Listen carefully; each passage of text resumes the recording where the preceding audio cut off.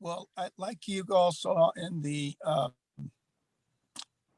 bulletin, we were supposed to have Lieutenant Colonel Langford from the St. Anne Police Department, who was lead investigator on the Angie Hausman case. And as you heard Chief Jiminez just say, he has COVID and he is down for the count.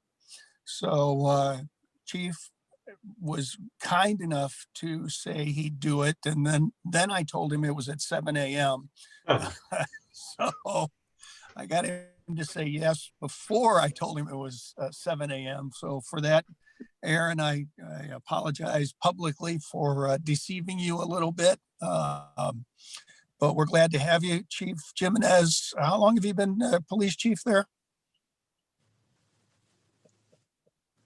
Aaron, you're muted. So now if you can tap on the bottom and unmute yourself. There you go. So how long have you been chief? 8 years now.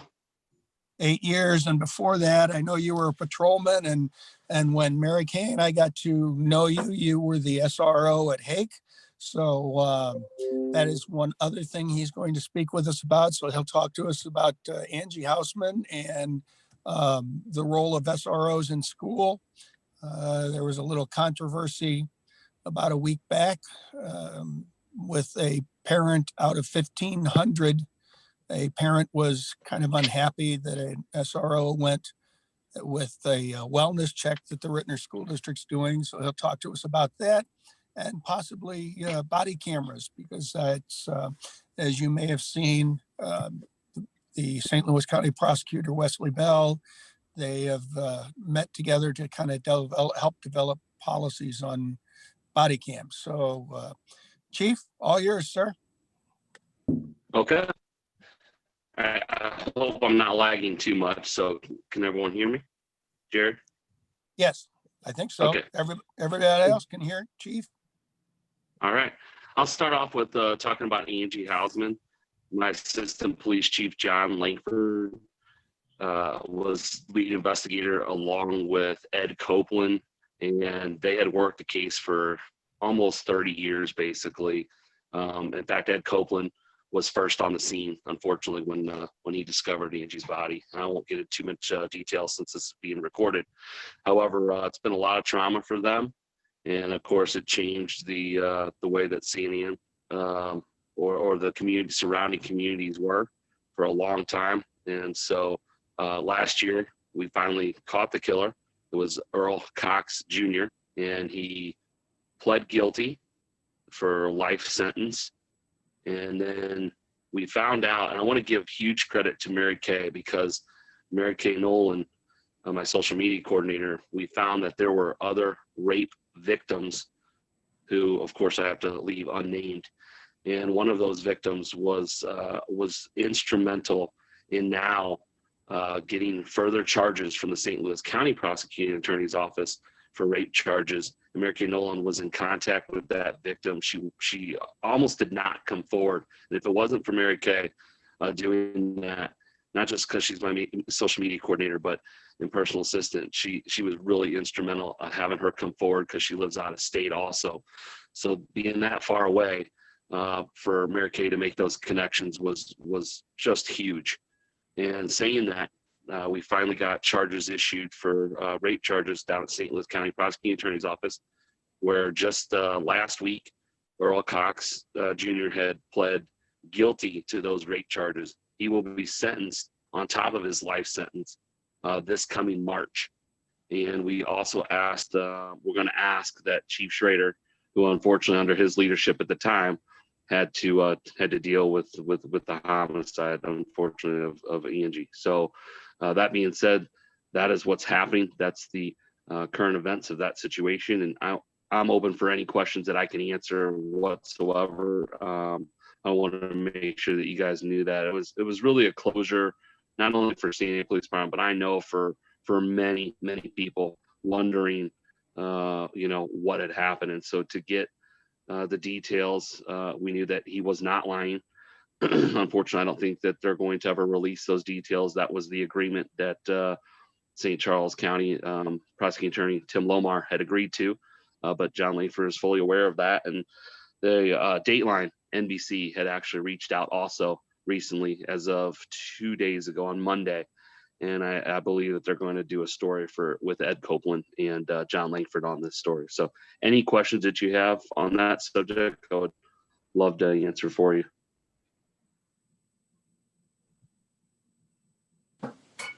Aaron, you said something about changing this particular case having caused you to make, not you, but the department to make some changes. What changes were those? Well, I believe that working even closer, there was not just San Diego Police Department, working even closer with federal agencies, which we've changed. We've done a really good job with that.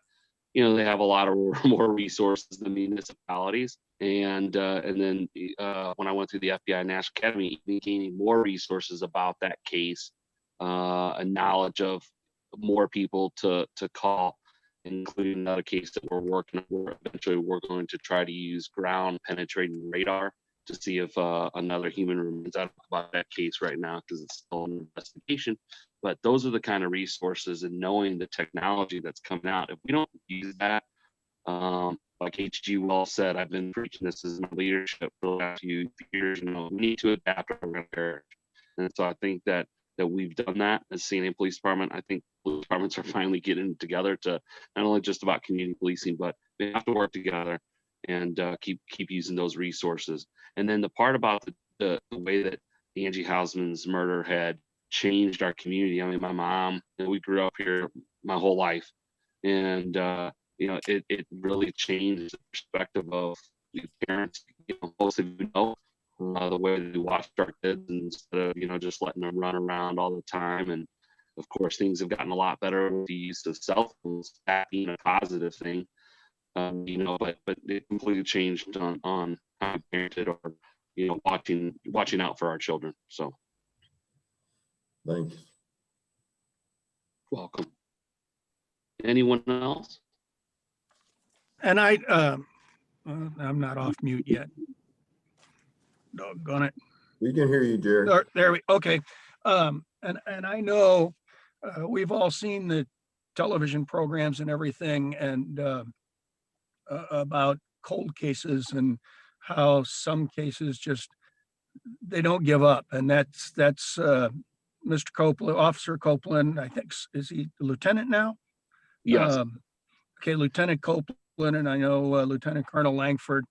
I know it ate at them and they never gave up. That's that is one thing. And you as chief allowed some latitude for Lieutenant Colonel Langford to continue to pursue this case. And I know that takes a person away, but once they got hot on a lead, I mean, they were like dogs with a bone, weren't they?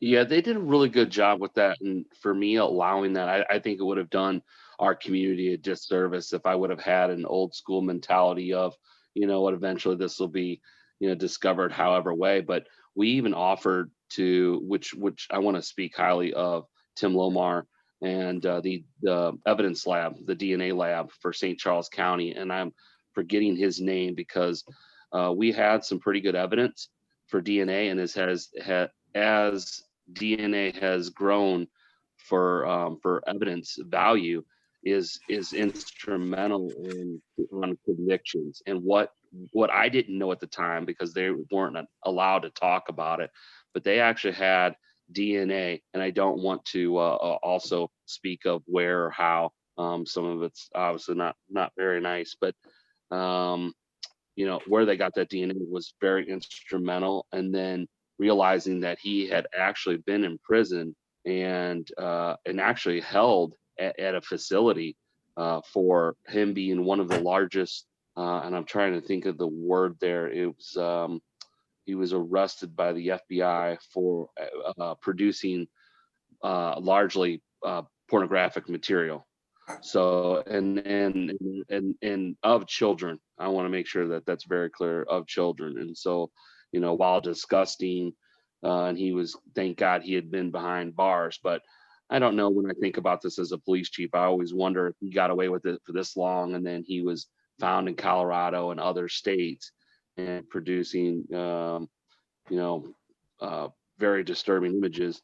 I'm wondering if, in the back of my head, if there was ever any other homicides or things that he might have done, unfortunately, to other children. So, and that's why it was a big case for us to let Lieutenant Colonel Langford work with Ed Copeland and St. Charles County Police Department to get this done. And so it's a huge closure for us, although it's not. It's even hard to talk about it sometimes. Pretty the events, knowing now what exactly happened. We get to move forward, and I think the only thing for me as a police chief is knowing that her mother was had perished, unfortunately, had passed not too long ago, and she didn't get to see that. So hopefully she has that peace upstairs in heaven, and that's what we get to pray for. So.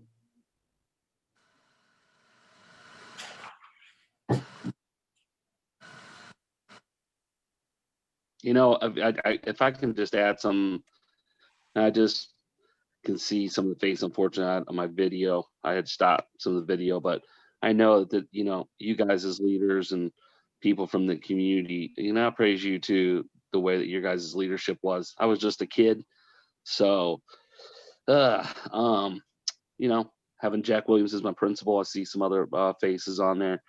Um, I just want to thank all of you. I really mean that. Just thank you, because you don't think about that stuff when you're a kid. And when you finally get old enough, you can take these opportunities to appreciate, leaders such as yourself and all the hard stuff you did as educators too. It's really amazing. And so I just want to thank all of you. Truly, thank you. Thank you, Aaron. Thank you. Thank you for staying on it and letting them stay. So, and if nobody else has any other questions, why don't you go ahead and transition into SROs? Yep.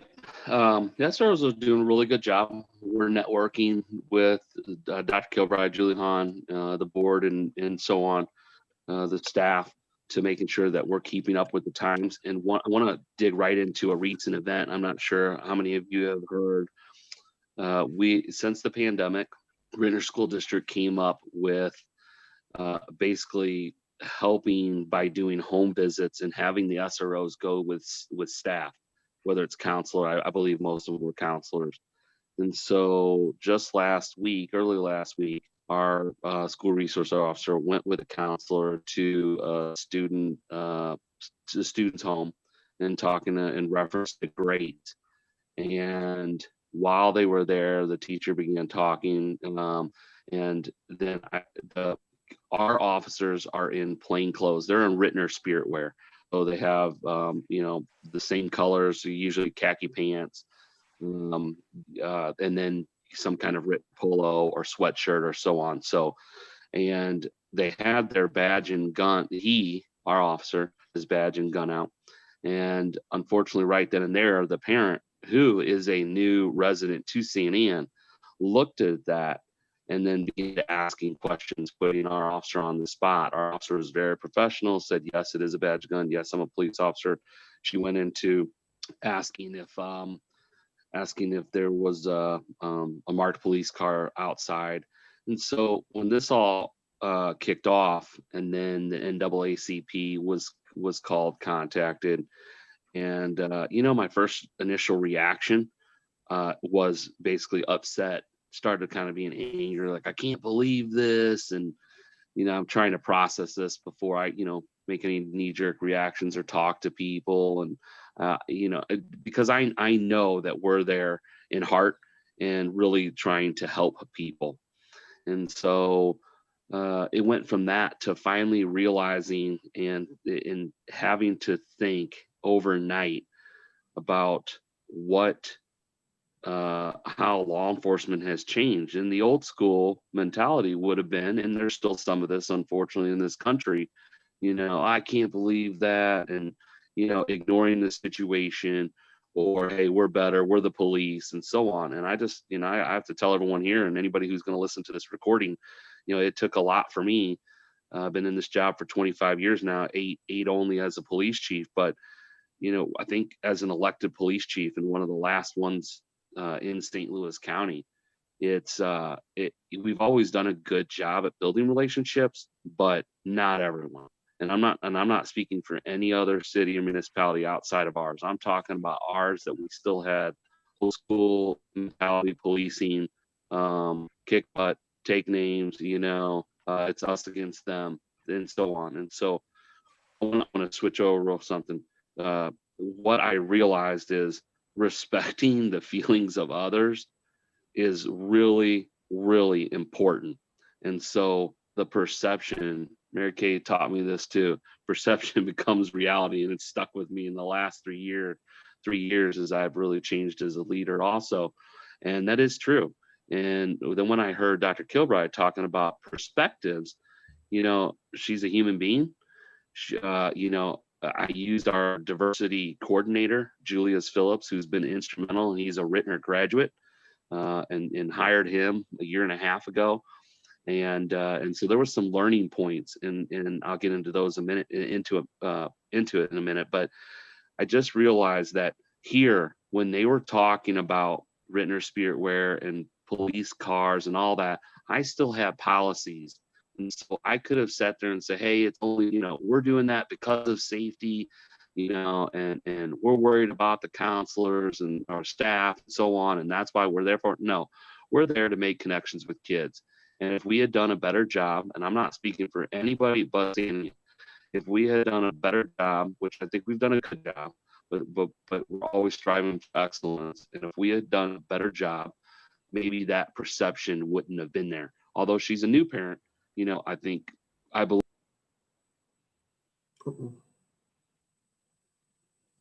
Did we lose him? Oh, what happened?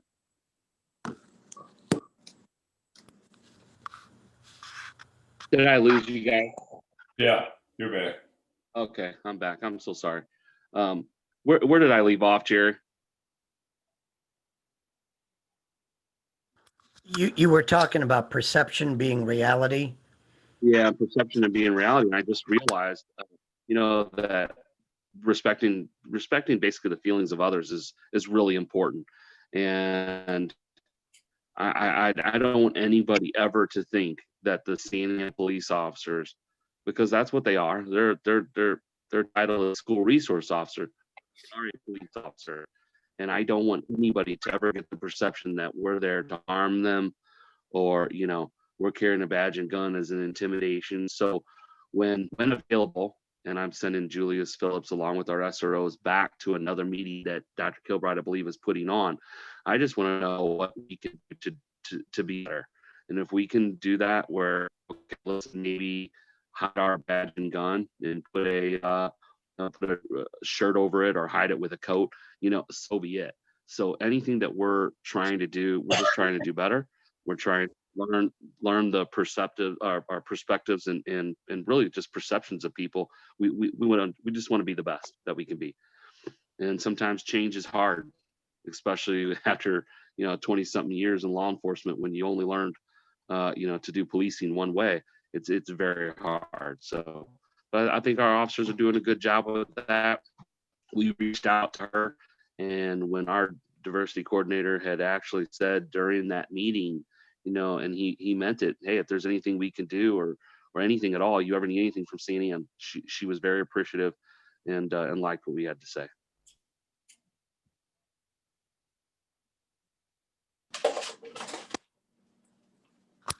Anybody have any questions or comments about the SRO and all the circumstances surrounding?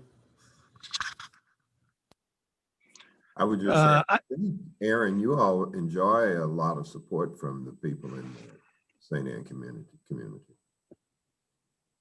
We do, and that's what I was speaking of about, the prior elected police chiefs, which there wasn't very many left. And now I believe after Mike Wiegand from Eureka, I'm the only one left. And so, there's goods and bads to both of them, where it's appointed or elected. But because of elected, we've always had that connection, because the chief walks door to door or sends out letters and stuff, where you don't get to see a lot of that. And now with social media and Facebook and so on. We're just trying to keep up with that. And yes, and thank you very much. We've definitely had a lot of support from the community, and hopefully we'll continue to get that. But we have to have that kind of attitude about still respecting feelings of others. I've used that in my past leadership meeting on Monday night with my leaders and the command staff. And I think that if we just keep that attitude of wanting to or perish or adapt or perish, then I think we're gonna continue to do a good job. And I apologize. I ended up having to take a phone call about this time every day. Our grandsons call us, and I had to tell Jonah. He was telling me all about some Minecraft thing, and I had to say, "Hey, buddy, I'm on a meeting. I'll call you back right after it's over." So, actually, if I told the truth, I'd say they call and talk to Mary Kay every day at this time. So I'm back with you guys. Well, I No want to, problem. as a resident of St. Anne, that we certainly do appreciate the police and everything you do, Chief Jiminez. We really do. Thank you so much. Very good. Thank you. Anyone have any other questions about that? I have a question. Tom Drennan I live in Sycamore Hills. Where's the St. Anne Police footprint now? I believe you're patrolling Charlotte. Are you doing any other communities besides St. Anne and Charlotte? We are not. We've networked with Charlotte very well. It's actually, man, I really love that community. Very, very good. People who run that community are doing an excellent job. But that's it for now. We are the second largest dispatch center in St. Louis County. We are dispatching for, I believe, over 20 municipalities, Tom. And so we're networking with the North County Police Cooperative. And that police cooperative, people can say what they want, but some of those communities are definitely lower class, and they've had a lot of struggles, and they continue to do great police work. And I'm actually getting to learn from them on how, the things that go on in their communities and the challenges that they've had.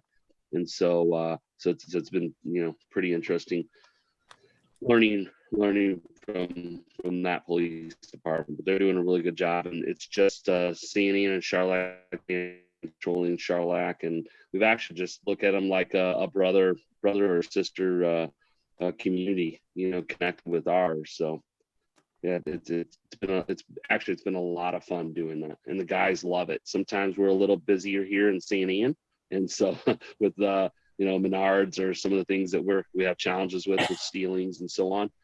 So it's a nice break for them to get to just patrol and wave and do all those fun things that they do like to do in Charlotte sometimes. So it's a good mix for us. Are there dedicated officers and/or cars for Charlotte? Yes, there's two of them. And then we had one, but we wanted to make sure we got two. But there's always a police officer there. The only time that there has not been, which we spoke to Mike Pauley and the mayor from Charlotte, we were, I think, 4 hours where we had to just run through and come back because we ended up having 6 to 7 officers all get to COVID at once. Wow. And so my older brother used to work for the FBI. I'll leave it at that. He gave me some really good insight about splitting our department, which we did during the pandemic. We actually sent half of the police department. So I put my assistant police chief and one other captain and half of our force over to Charlotte. And then everybody else was at St. Anne. And so we were able to make sure that really not a lot of people got the COVID at all. That I was the first one to get it in August. And I was definitely sick, very, very sick. Took me almost 3 weeks to recover, and I'm still having fatigue once in a while and trouble breathing. But that being said, and then all of a sudden during the protests and so on, we had to bring people back around the summertime or some of those events that were going on. And then all of a sudden, just this past month in January, end of December, everybody getting COVID. So So we had to go back and start to restructure and change squads. So, but yes, there are 2 cars there for Charlotte, dedicated for Charlotte. Thank you, Chief. You're welcome, Tom. Thank you.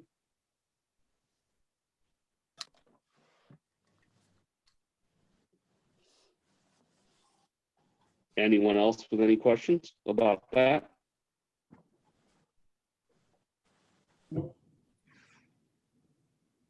Jared, do you want me to talk about body cameras, or do you want me to cut it short?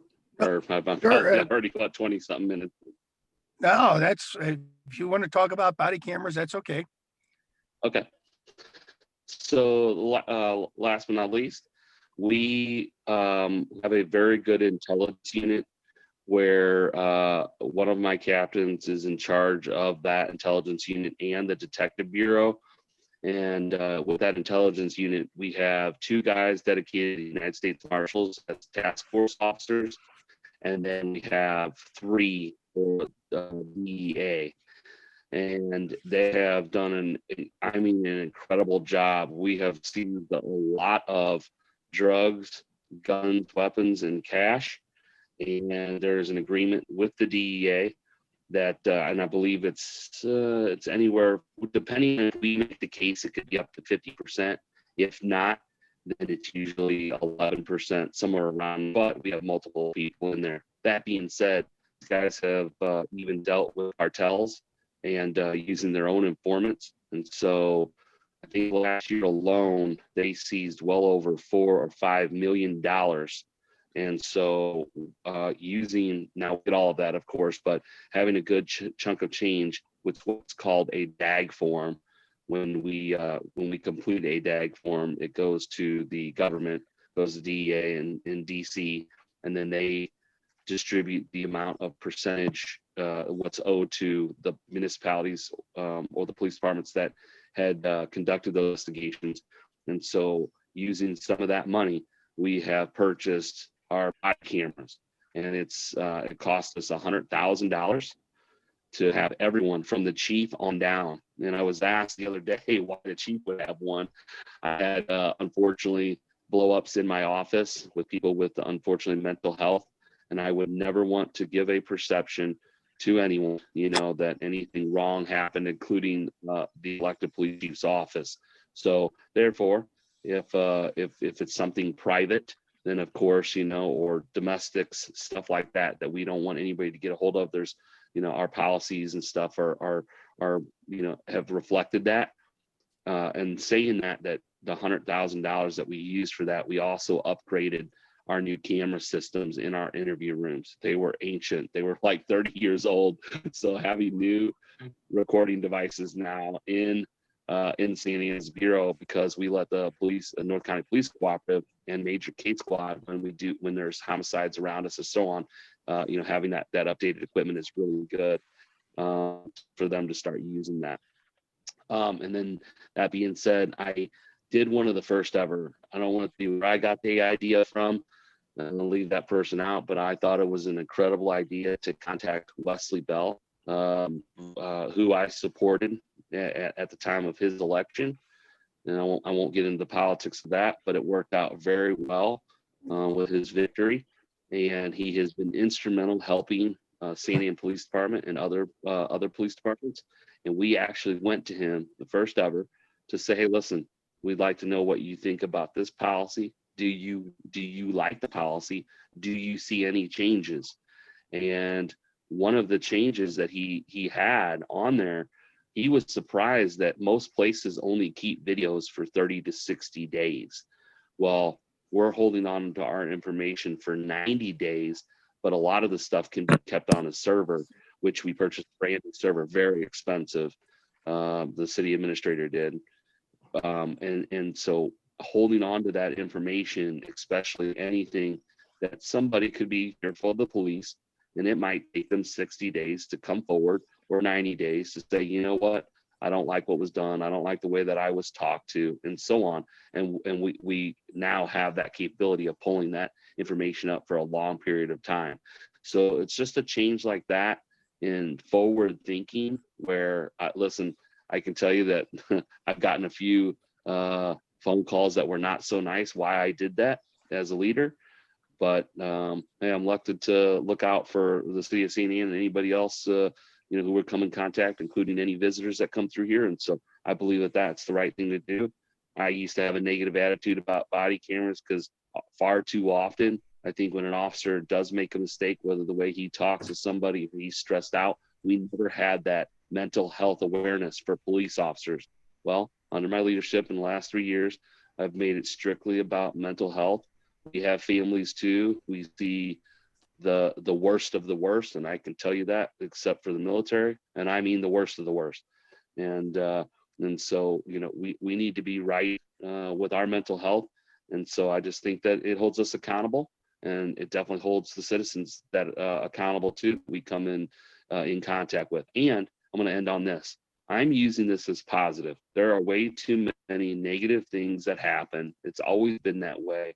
But every time that I get to work with Mary Kay, we write letters for nice things that have been done. She's really been instrumental on helping me with that because of all the negative things that have come to light. But I can promise you, there are so many great things that our citizens, our police department do, and it just goes unnoticed. And so we're using this as a training ground for positive things. We're not afraid to use it to discipline or to counsel our officers if we think that they've done something wrong. We want to pull in once a week, once every other week, and say, look at how you talk to that person. Do you realize that 20 years ago, I heard officers, saying inappropriate things and, because they were bothered while they were eating lunch or, and I don't want to get into all the negative stuff, but times have changed. I think it's great. And we're going to use this as a learning tool and a praising tool for our leadership point of views for our department.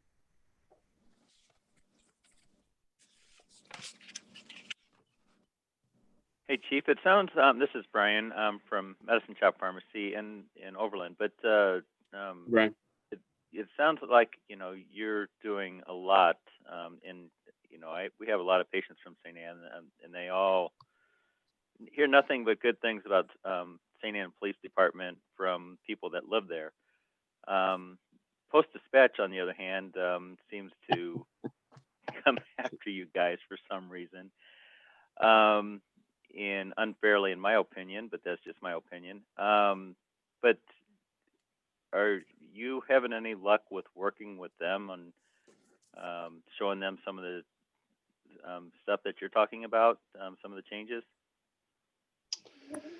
I don't know if this is a wrong attitude to have, but I don't want to get into the particular. I'll get a little bit into it, but I want to say this. I have always had a good working relationship, talking about crime and so on. It was never a problem. And I attribute this as times have changed.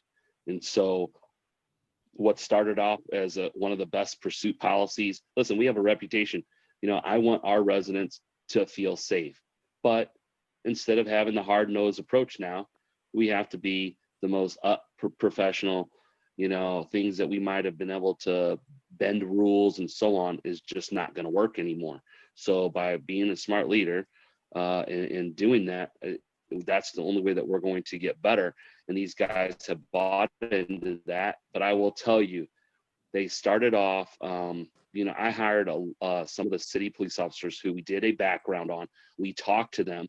First, they used the pursuit policy against me, which I have changed that pursuit policy. But it's still good enough that, listen, I'm not going to have somebody from Charlotte getting carjacked and we're not going to chase them. And believe me, I'm not afraid to say this. There are multiple, and I mean many, of all the cities around me, and they can be mad for me saying this, they are creating havoc by not pursuing people for felony serious charges.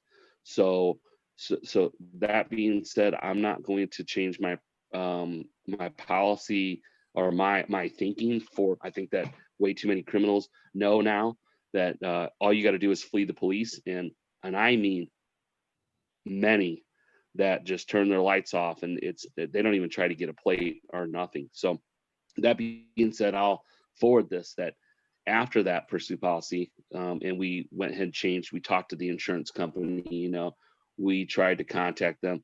They're not about looking to improve things. It's journalism. And unfortunately, my opinion is that for whatever reason, we also stand up to them too. We have a good city administrator who contacts them and says, hey, listen, you're wrong on this level. And every time he puts out the facts, they don't print those facts.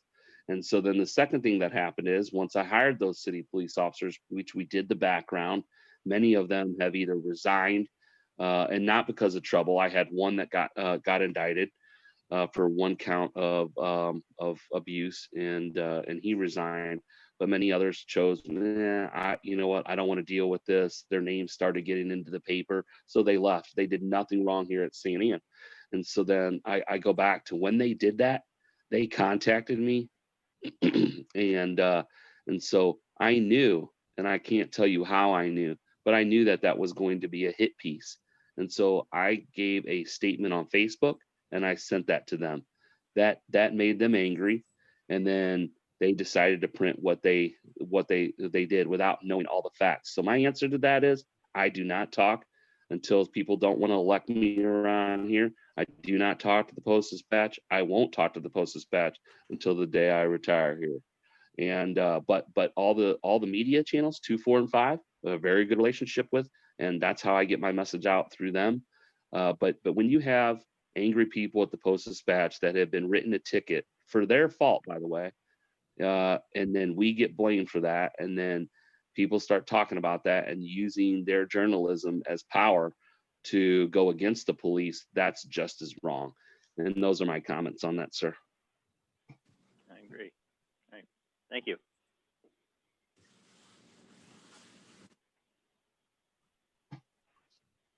Any other questions about body cameras or anything at all? I'm having a great time, and thank you again for inviting me.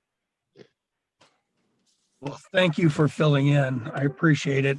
I know you're not an early morning person. I know that there are many times at 10, 11, 12, you're still burning the midnight oil.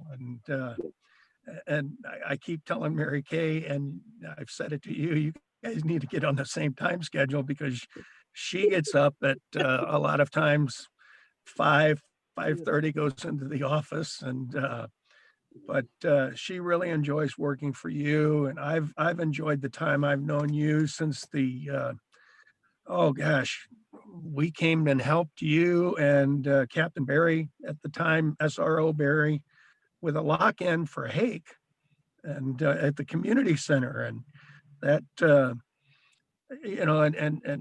and I, like I said, I missed the part about the SROs, but I certainly did appreciate the SROs at the high school, and the kids appreciate and the SROs, and they see them as a resource to go to and people to go to. And I know when all the Facebook stuff, there were a lot of students that said, hey, these guys are cool. They're, and that's kind of unusual for young people. I know when I was in high school, the story about a local municipality that if one of us hippie kids got arrested, we unfortunately would fall down the stairs. And in an old building there on Woodson Road. But the kids, most of the kids now, they don't. And I think that's through your experience as an SRO, and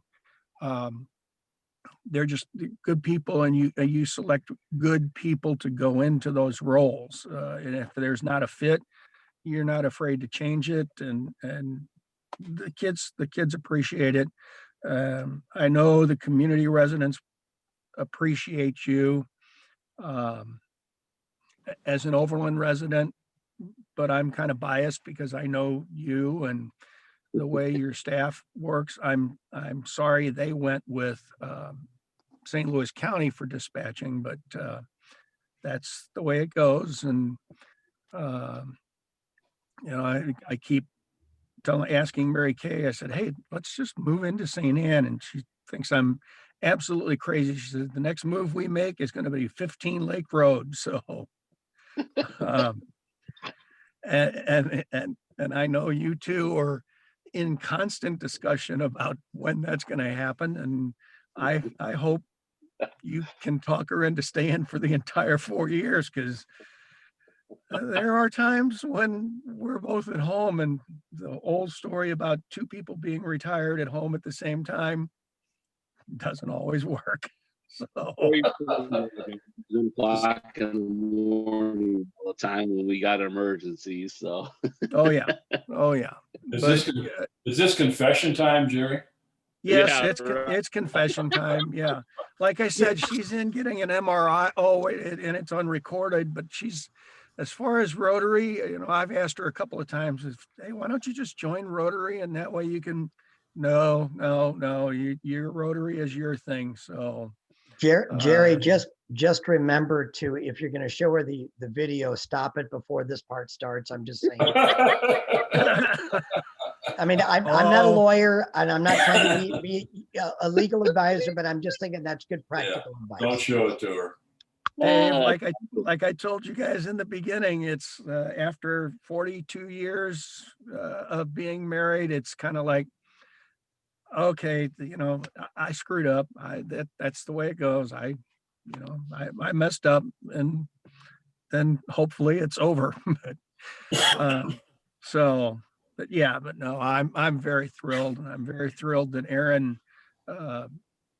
actually, he pursued Mary Kay to come to work for him for quite some time, and she was at the Marion as the school secretary, and that was really her passion. The kids were her passion, and now she's just switched her passion to a different group of, and I'm going to say kids, not in any disrespect to the age or the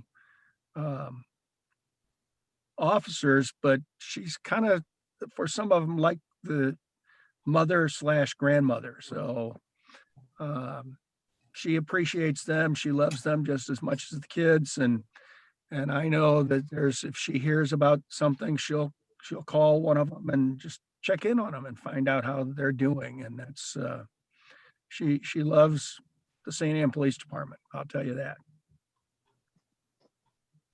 she does a great job. Aaron, like Jerry said, we thank you for getting up early enough to do this. Jerry's not the only one that has the speaker agree and then tells the time. We're saying everything. We're just not saying it in the proper order. So I've done that more than once too. But we appreciate not only that, but the service you provide. There are times that I have no doubt that, you're beaming with pride and so on, but I have no doubt that there are times you're thinking about, why the heck did I ever go into this? And just, there are a lot of good people out there, and sometimes it's hard to remember that. Thank you for your service to the community, to the kids, to the whole area. It is truly very much appreciated. Thank you for the kind words. Very nice. Now, Very nice. and I do want to add that not only Chief Jiminez, but there have been several chiefs of police that have attended Rittner, and several of them are still in service. One of them, unfortunately, chief from Woodson Terrace, passed away a couple of years ago. But the Bridgeton police chief is a Rittner grad. The Wentzville police chief is a Rittner grad. Aaron didn't graduate from Rittner, but he did spend a significant amount of time there. And I think that's pretty cool that the Rittner School District has put out good quality people. I know there are a lot of officers all over the place that went through Rittner, so that's kind of the pride there that we're bringing them up all right. That some of them were knuckleheads in high school, but they finally figured it out. So Thank you for that. Aaron, Yep. Chief Schrader was also a Rittner grad, right?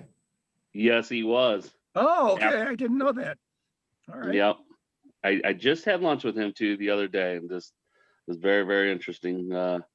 Get perspective of how things had turned out too under his leadership and the changes. And so, yep, yes, he was. Does anybody have anything else before any announcements or anything for the good of the cause, and then we'll let people go? Well, I do actually. I got an email from Howard who wanted me to pass on that Ray Klingensmith's wife, Judy, passed away last week.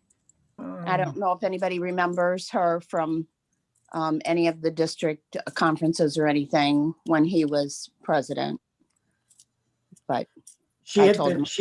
she had been ill for at least 3 years that I'm aware of. Yeah.